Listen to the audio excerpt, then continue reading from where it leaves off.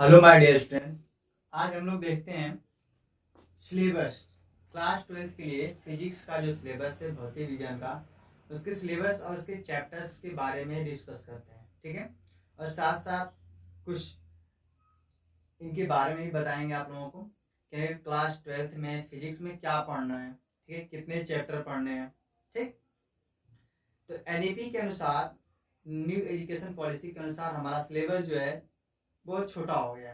ठीक, सिलेबस में क्या कट कर दिया है, क्या पढ़ना है, ये सारी चीज़ें मैं आप लोगों को चैप्टर में बता दूंगा, और जो चीज़ें कट कर दिया है उसी के हिसाब से सिलेबस आप लोगों का कंटिन्यू चलेगा। ठीक है, आइए हम देखते हैं क्लास 12 के लिए फिजिक्स में कौन कौन से चैप्टर हैं, कितनी यूनिट है और कितने पार्ट में है पढ़ना है। ठीक, तो आइए देखते हैं। जो हमारा क्लास 12 का फिजिक्स है वो दो पार्ट में है। कितने पार्ट में? दो पार्ट में।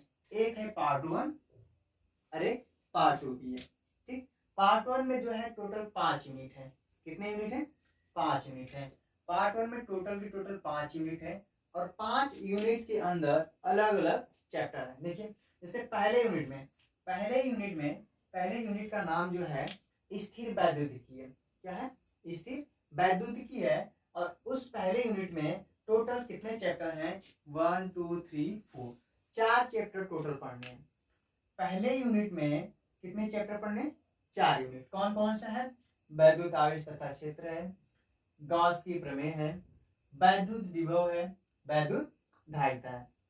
ठीक, इसके बाद दूसरी यूनिट में क्या है? दूसरी यूनिट में धारा वैद्युत है, और धारा वैद्युत के अंदर सिर्फ 2 चैप्टर पढ़ने हैं। कितने चैप्टर पढ़ने? 2 चैप्टर पढ़ने हैं। पहला चैप्टर है वैद्युत चालन और दूसरा है सरल परिपथ। और ये दोनों चैप्टर 5वें और 6ठे चैप्टर के नाम से आपको मिलेंगे। ठीक, तो पहले यूनिट में कितने चैप्टर? 4 चैप्टर, चारों के नाम आपके सामने लिखे हुए हैं।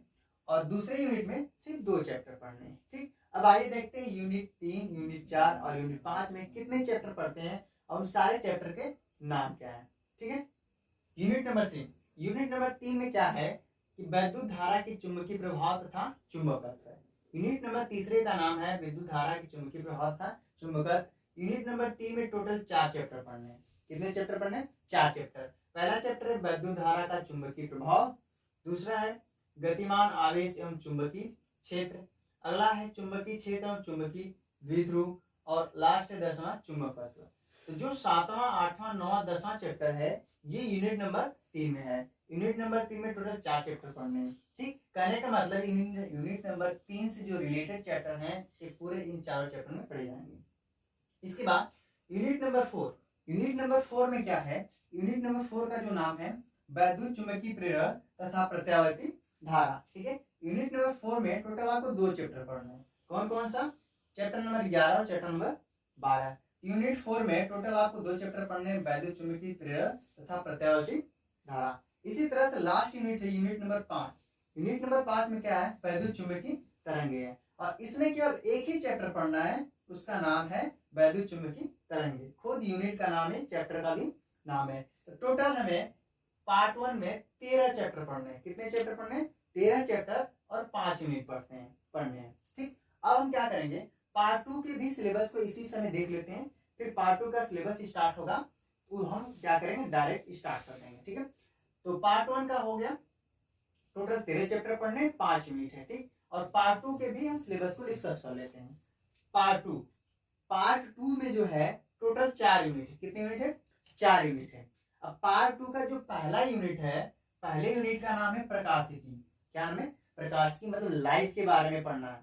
ठीक है, प्रकाश के बारे में पर डिटेल पढ़ना। अब प्रकाशिकी चैप्टर में जो पहला यूनिट है उसमें टोटल हमें 9 यूनिट पढ़ने। कितने चैप्टर पढ़ने? सॉरी, 9 चैप्टर पढ़ने। पहले यूनिट में टोटल 9 चैप्टर पढ़ने। कौन कौन सा? प्रकाश का परावर्तन, आप लोगों ने हाई स्कूल में तो पढ़ा ही होगा।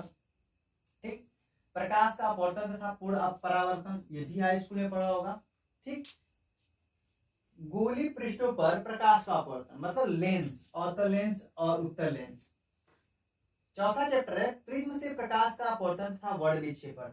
आप लोगों ने इसी पढ़ा होगा, प्रिज्म द्वारा प्रकाश का अपवर्तन या फिर पराबैंगनी किरणों के बारे में पढ़ा होगा। ठीक है, एक प्रिज्म से श्वेत प्रकाश गुजरता है तो 7 रंगे की किरणें निकलती हैं, इनके बारे में पढ़ा होगा। इस चैप्टर में इसे हम पढ़ेंगे।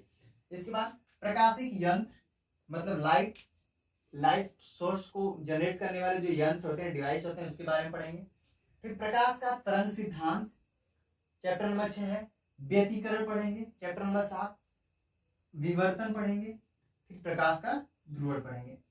टोटल हमें 9 चैप्टर पढ़ने। पहली यूनिट में पार्ट 2 के पहली यूनिट में कितने चैप्टर पढ़ने? 9 चैप्टर पढ़ने। अब यूनिट नंबर 2 में हमें केवल एक चैप्टर पढ़ना है। कौन सा? केवल एक चैप्टर पढ़ना है, चैप्टर नंबर 10, विकिरण तथा द्रव्य की प्रकृति। ठीक है। इसके बाद यूनिट नंबर 3 जो तीसरी यूनिट है, उसमें हमें टोटल 11, 12, 13, 14 4 चैप्टर पढ़ने हैं। कौन कौन से? ये जो 4 चैप्टर हैं, इन्हें हमें किसमें पढ़ने?